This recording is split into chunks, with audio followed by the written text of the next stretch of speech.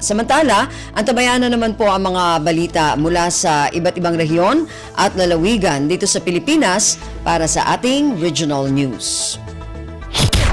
Balita mula sa lalawigan sa bawat rehiyon ng ating bayan. Dito sa Ang Pilipinas Ngayon.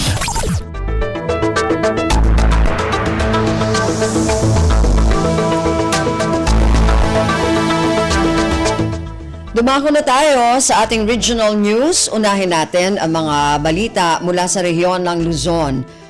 Mula sa Lawag, BFP substation sa Davila, Pasukin, binuksan na.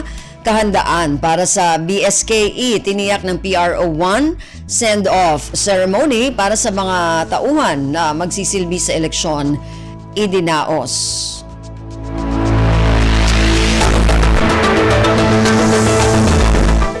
Hindi po pala. Doon muna po pala tayo sa Lawag. Mamaya na po yung sa Agoo. Okay, doon muna tayo sa Lawag pala. BFP substation sa Davila, Pasukin, binuksan na. Ito po muna yung ulat na ating kasama mula sa Lawag sa pamamagitan ni Rani Dorilag. Nalukatan ti Bureau of Fire Protection Substation iti Barangay Davila iti Ili ti Pasukin Ilocos Norte. Nagpinirma the Fire Chief Superintendent Linida V. Cubana Rosales, Regional Director ti BFP Region 1, Acting Provincial Fire Marshal Chief Inspector Elmer Acapuyan, Pasukin Mayor Robert Aguinaldo, kini Barangay Chairman Elviro Aguo, iti Memorandum of Agreement apaset ti activation ceremony ti substation. Kuna ni Barangay Chairman Aguo, asa nga 17 kilometro ti kaadayo ti sumarunong istasyon, idinto asa nga 12 kilometro ti mapan iti umamyanan. Manamnama na sosyete para responde ken may payan ti proteksyon di umili babenti na lukatan BFP substation. Kabayadan na ilungalong met iti konseho iti ili ti pagudpud ti panakaestablisar ti substation ti BFP iti barangay Pansyan iti Nasaw nga ili. Manipod iti Radyo Pilipinas Lawag, Rani Dorilaga para sa Radyo Pilipinas World Service. Balita mula sa lalawigan sa bawat rehiyon ng ating bayan. Dito sa Ang Pilipinas Ngayon. Maraming salamat, Rani. Yan ang ulat mula Lawag. Ayun. Ito naman, pupunta na tayo sa Agoo. Yung kanina binanggit natin, yung kahandaan para sa BSKE, tiniyak ng PRO1 at send-off ceremony para sa mga tauhan na magsisilbi sa eleksyon, idinaos. Ang detalye ng balitang ito mula kay Albert Kawile. Paganatgat ti Police Regional Office 1 ti kinasagana na sakbay ti eleksyon kalpasan ti multi-agency send-off and turnover of security forces and resources para iti 2023 barangay kan sangguniang kabataan elections. Agdagop iti 8,000 sanggusot 33 a personnel manipod ti Police Regional Office 1, talagusot 47 manipod ti Armed Forces of the Philippines, ken sangagasot ket inna manipod ti Philippine Coast Guard, tinaituding may deploy kadigiti voting center ken checkpoint operations itin tiro a rehiyon. Nasilyuan ti turnover babayan ti panangawat ni Comelec Region 1 Assistant Regional Director Attorney Reddy Balarbar kadagiti tropa. Inyibkas ni Attorney Balarbar ti panangyaman na kadagiti panakabigiti linteg kapo iti dedikasyon ken napingat a panagtrabaho da amang ipasigurado ti natal na a panakaysayang ka ti eleksyon. Pinarekolmaten ti Police Regional Office 1 nagiti amin na kaming ti PNP amay paspasidong iti mandatory courses tapno makomplementar ti pigsa dagiti security forces nga garamit ti pagrebanganda iti eleksyon. Manipod RP Ago, Albert Kawile para iti Radyo Pilipinas World Service.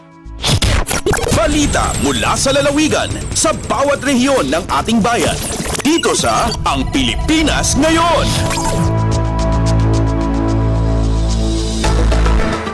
Maraming salamat, Albert, na naulat mula sa Agoo at kabuuan na ulat mula sa rehiyon ng Luzon.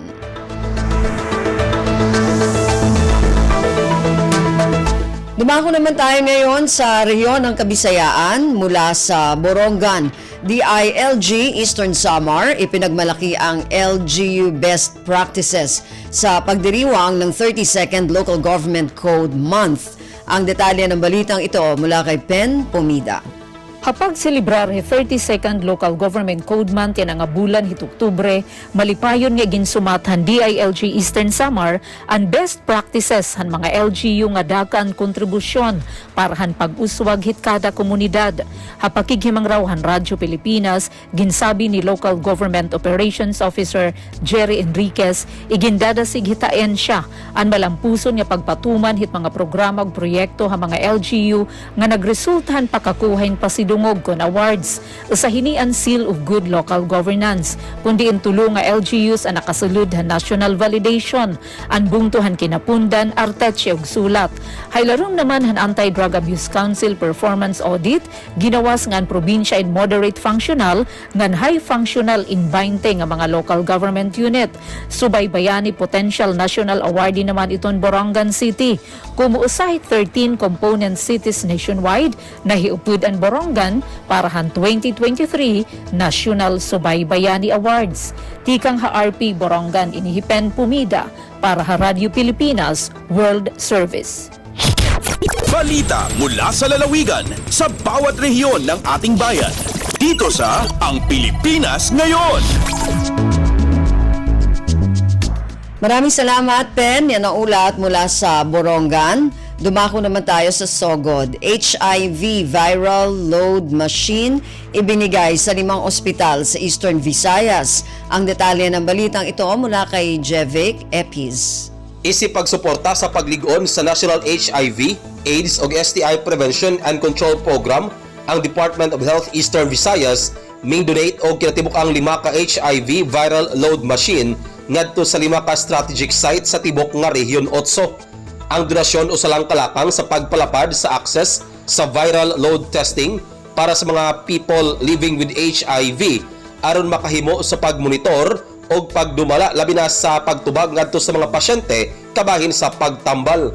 Ang pagdugang og mga kahimanan usa sa mga sukaranan alang sa katuyuan nga makabot ang 3 ka target sa UNAIDS nga 95% nga diagnosis, 95% nga treatment og 95% nga mga kaso nga napugnan sa virus.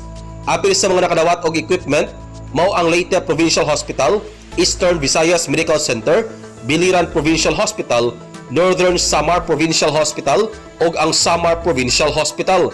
Ang OIC Assistant Regional Director Dr. Lelebeth Andrade, ang NASP CAP Medical Coordinator Dr. Lodina Ensegne ug ang Program Manager nga si Antonieta Deloy ang nanguna sa gihimo nga turnover. Ang mga viral load machine na gamit og cartridge-based test gamit ang reverse transcription o real-time polymerase chain reaction kon PCR nga makahimo sa pagdetect sa HIV-1 o HIV-2 nga mga virus. Gikan sa sugod Southern Leyte, kini si Jevic Epis para sa Radio Pilipinas World Service. Balita mula sa lalawigan sa bawat rehiyon ng ating bayan. Dito sa Ang Pilipinas Ngayon. Maraming salamat kay Jevic mula dyan sa Sogod. At yan naman po ang kabuuan na ulat mula sa rehiyon ng Kabisayaan. Samantala, dumako naman po tayo ngayon sa rehiyon ng Mindanao mula sa Cagayan de Oro, lalawigan ng Misamis Oriental kasama sa patatayuan ng tourist rest sa taong 2024. Ang detalye ng balitang ito mula kay Kokoy Medina. Apil na ang Misamis Oriental, partikularmente ang lungsod sa Initaw nga matukuran sa tourist rest area nga usa ka priority project sa Department of Tourism o ubos administrasyon ni President Ferdinand Bongbong Marcos Jr. atol sa budget. Hearing mismo si Congressman na Bambi Imano sa ikaduhang distritos Misamis Oriental ang mihangyo ngadto kang DOT Secretary Maria Cristina Frasco nga unta maapil ang Misamis Oriental nga matukuran og tourism rest area sa tuig 2024. Labi na nga ang lalawigan, partikularmente ang Initaw, Libertad, Seascape ug Landscape area nga maoy mahimong papahulayan sa mga turista nga gikan sa Lagindingan Airport og mobiyahe paingon ngadto sa Lanao del Norte o Kasigbit nga mga lalawigan. Gumikan niini ato sa ika-24 nga National Convention sa Association of Tourism Officers of the Philippines o ATOP. Mismo si Secretary Frasco sa DOT ang mibutyag ngadto kang Congressman Imano nga lakip na ang Misamis Oriental nga mabutangan og pundo aron matukuran sa tourist rest area. Gikan sa Radyo Pilipinas Cagayan de Oro, kini si Kokoy Medina alang sa Radyo Pilipinas World Service. Balita mula sa lalawigan sa bawat rehiyon ng ating bayan. Dito sa Ang Pilipinas Ngayon.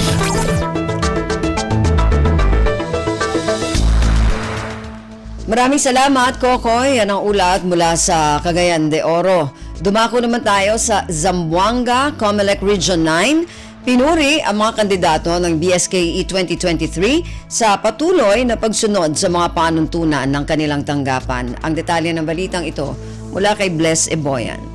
Gikalipay sa Commission on Elections o COMELEC Region 9 ang pagtuman sa mga kandidato sa Barangay at Sangguniang Kabataan Elections o BSKE 2023 sa mga giya sa ilang buhatan.